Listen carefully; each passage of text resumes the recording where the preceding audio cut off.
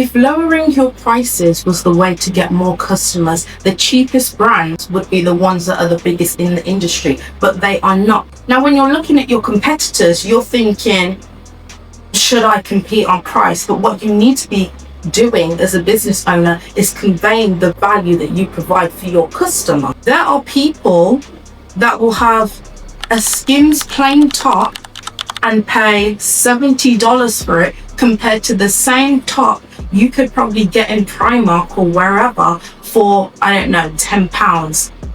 Why are people going to spend their hard-earned money on this product instead of buying this product?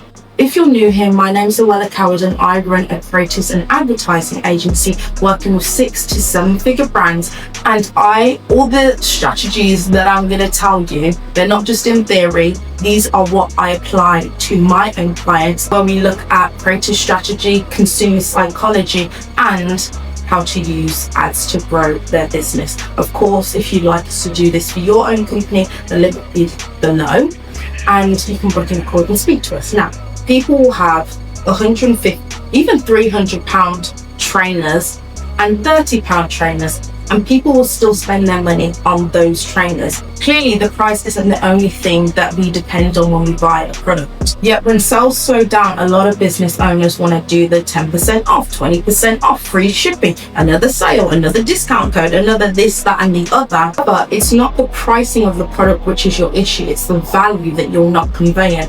Now, recently, like 2 weeks ago, I put on my first ever event. You could say it was a high priced event. I never ran an event before. However, 120 women showed up and spent 4 hours of their Friday evening at the event. And why was that? There were events cheaper than mine. However, which also I'm quite glad, because I put my marketing skills to test and it actually worked.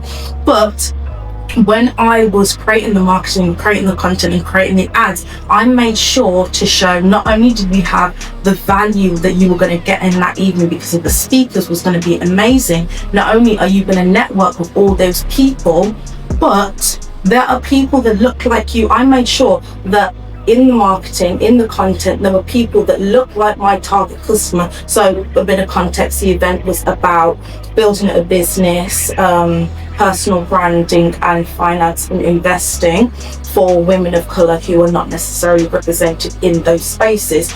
Now, you can probably watch a YouTube video for free, or you could probably go to a £30 event that's going to teach you things similar. But I made sure in that content I really put a lot of importance on the value that they were going to get from people that looked like them. I had people, women of colour, talk about the issues of not being represented in business, not being represented in finance. For example, how we're the least likely to get venture capital when it comes to funding, or we're the least likely to be paid in influencer brand deals or whatnot. So that evening you're going to walk away with information that is going to educate you to combat all those issues, essentially. Therefore, as a business owner, you should not be thinking, how can I make my product cheaper? You need to be thinking, how can I convey more value to my customer? Point 2 is that you need to give people a reason to trust you. Whatever industry you're in, I'm sure there's 1,000,001 other competitors selling a product that is very similar to yours. And with my clients, I have worked with hair companies, I've worked with jewelry companies, I've worked with clothing companies, that their competitors are selling the same product, but you need to give your customers, the people that are buying your product, a reason to choose you over all those people that sell the same product as you. So rather than in your messaging, for example, talking about the features, we have high quality products and we are 100% durable, we have double drawn hair and this, that and the other, or when I say what makes you different, we're affordable, we care about our customers, your competitors are saying the same thing, okay? You need to talk about how you are solving a specific problem.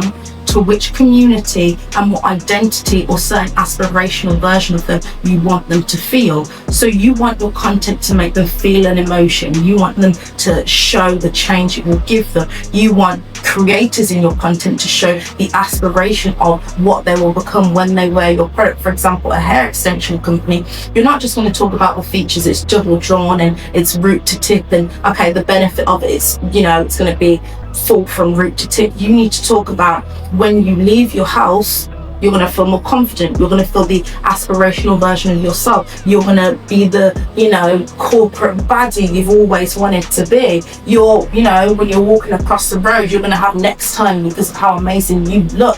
You need to convey the transformation that they will get when they buy your product. Next is building a brand around this. So your brand is not just your logo.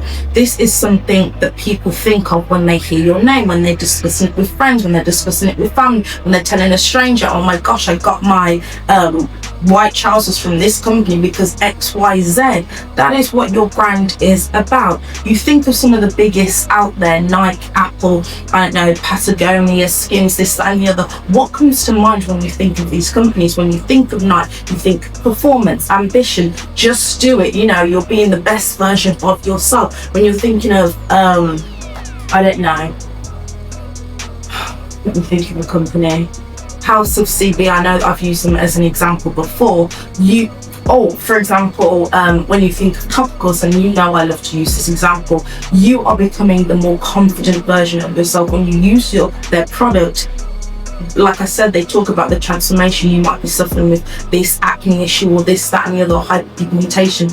You are going to become the confident version of yourself. They also do community and wanting to be within the topicals community really well, but we'll save that for another video. Next is not just selling the product, and I think I touched on this in the last one, but like I said, if you had two jewelry companies and brand A advertises it as an 18 gold palette water resistant necklace for £49, and brand B shows the woman opening the necklace on her birthday, the messaging is something to mark the milestone for the moment you don't want to forget.